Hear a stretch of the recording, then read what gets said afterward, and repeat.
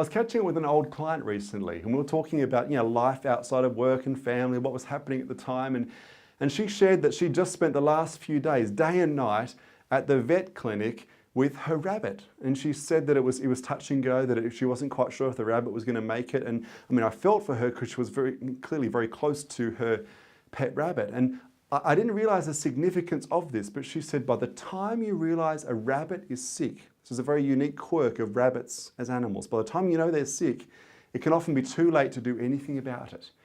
And she said that historically that's been actually a self-preservation technique for rabbits in the wild. The idea was if you appeared to be frail or weak, you became the ideal target for predators. And by appearing to be healthy, at least that gave you a fighting chance. And yet, of course, in the modern era, as a domestic pet, it can really play against a rabbit because there's no early sign that treatment is required. And it's exactly the same for businesses, for organizations, for brands. I see so many brands fall into that rabbit trap, where what they do is when it's clear that maybe they've come off the boil, they've lost momentum, they're losing relevance in the marketplace, they're being impacted by disruption, they tend to redouble their efforts to put on a brave face. Everything's fine. They even up the verbiage and the enthusiasm, the sense that everything's great. We're kicking goals left, right, and center. And often you start to actually believe the lines you're spinning to customers and to the media. And what tends to unfold is denial. You actually deny the reality of where you're at. And by the time you realize that actually you can't deny it any longer, that the writing was on the wall, it can sometimes be too late to do anything about it and turn things around.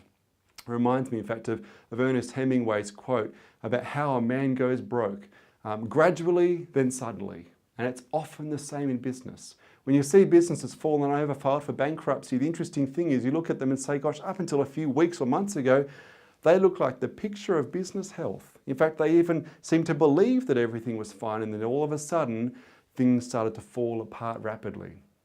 And the challenge for any leader is this: don't fall into the rabbit trap. Don't deceive yourself when it becomes clear, the leading indicators start lining up, showing you that you've lost relevance, that you've come off the boil, that disruption is starting to have an impact. That is the time to act.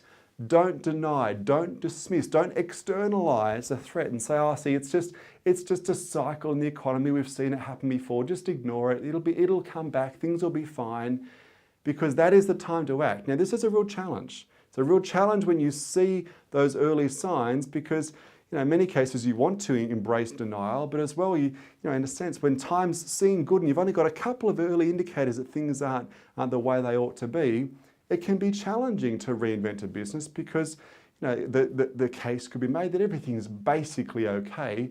Don't rock the boat. This is what Scott D. Anthony, one of the leading innovation thinkers, calls the innovator's paradox. He said, when times are good or relatively good, we often have the ability to change. That's why we can still do things. We've still got budget and we've got capacity and time. But when things are largely okay, we may have the ability to change, but we lack the willingness. We lack that sense of urgency to change. But he said, when suddenly things get really bad, when we're in that stage where it becomes clear that actually, things are starting to fall apart, okay, it's serious time here. At that point, often we have a massive urgency to act, but we don't have the budgets or the time to do so. This is the great challenge. When you first see those early indicators, my encouragement is this: don't fall into that rabbit trap. Act then. Reinvent yourself, ideally when disruption hits, or if you're smarter, reinvent before it even arrives, and that is the best way to make sure you stay at the cutting edge and stay one step ahead of disruption.